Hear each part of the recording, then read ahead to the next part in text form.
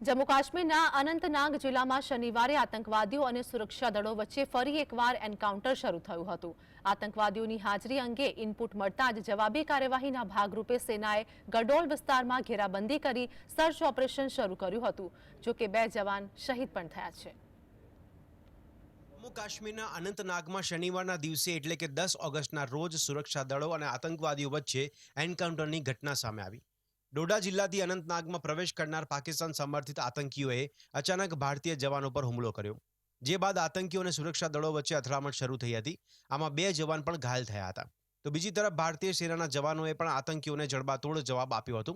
હાલ કોકરનાગ વિસ્તારમાં આતંકીઓ અને સેના વચ્ચેના એન્કાઉન્ટર યથાવત જોવા મળી રહ્યા છે। તો સૂત્રોના જણાવ્યા અનુસાર આ વિસ્તારમાં હજુ પણ અનેક એક્ટિવ આતંકીઓ છુપાયા હોવાની આશંકા છે। 9 ઓગસ્ટના રોજ જિલ્લામાં ઘૂસણખોરી કરનાર 4 આતંકવાદીઓના પોલીસ દ્વારા સ્કેચ જાહેર કરવામાં આવ્યા છે। તેઓ છેલ્લે કઠુઆ જિલ્લાના મલ્હાર બાની અને સોસધરના ઢોકમાં જોવા મળ્યા હતા।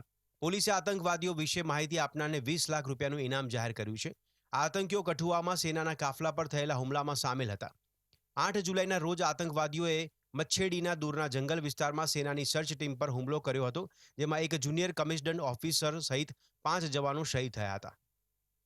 જમ્મુમાં ભારત પાકિસ્તાન સરહદે આતંકવાદી ઘટનાઓમાં વધારાને ધ્યાનમાં રાખી બીએસએફે પંજાબ જમ્મુ આંતરરાજ્ય સરહદ પર સૈનિકોની તૈનાતી વધારી દીધી છે અને સુરક્ષા માટે સીસીટીવી કેમેરા પણ લગાવવામાં આવ્યા છે। નોંધનીય છે કે સુરક્ષા દળો અને પોલીસ દ્વારા ચાલી રહેલા આ પ્રયાસો આતંકવાદીઓ વિરુદ્ધ નક્કર કાર્યવાહીની દિશામાં એક મહત્વપૂર્ણ પગલું સાબિત થઈ શકે છે। Bureau report,